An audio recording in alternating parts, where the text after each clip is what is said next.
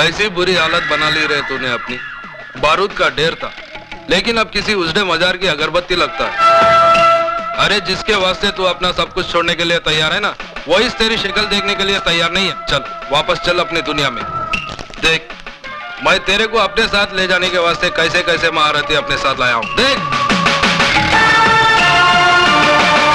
नहीं नहीं नहीं, ऐसी दुश्मनी की नजर से देखने का कोई फायदा नहीं, क्योंकि अब भवानी अन्ना से हाथ मिला चुका है, और जो अन्ना का दोस्त है वो भवानी का दोस्त है।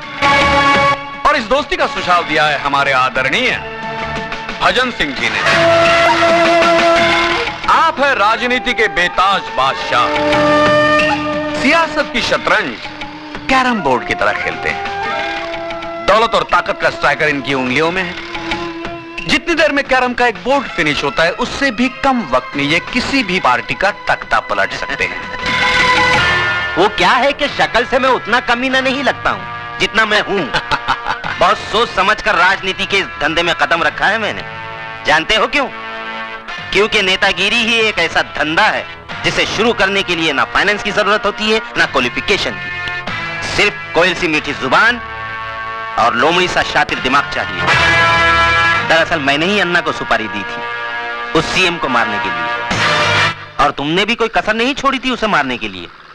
मगर साला किस्मत का धनी था बच गया, और मर गया वो जो तुम्हारी बीवी का पहला पति था।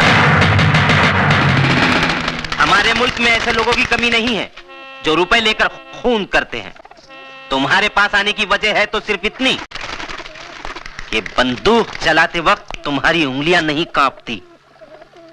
26 जनवरी को वही सीएम इस शहर में आ रहा है किसी सरकारी मीटिंग के सिलसिले में, और 28 जनवरी को वापस जा रहा है।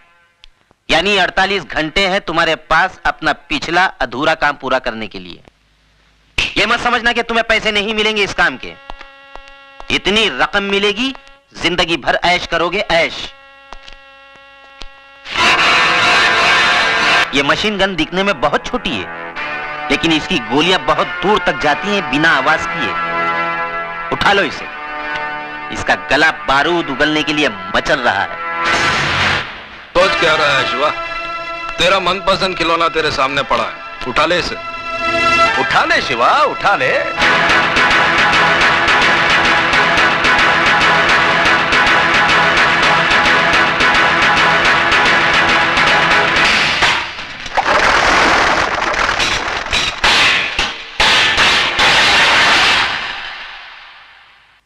भजन सिंह, जब मैं चलना सीख रहा था तो अन्ना ने उंगली की जगह रिवॉल्वर की नाल थमाई थी मुझे।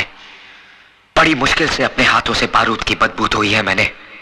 मुझे दोबारा हथियार उठाने पर मजबूर मत करना, वरना कैरम बोर्ड तुम्हारे सामने होगा, लेकिन स्ट्राइकर चलाने के लिए तुम्हारी हथेली पर उंगलियां नहीं रहेंगी।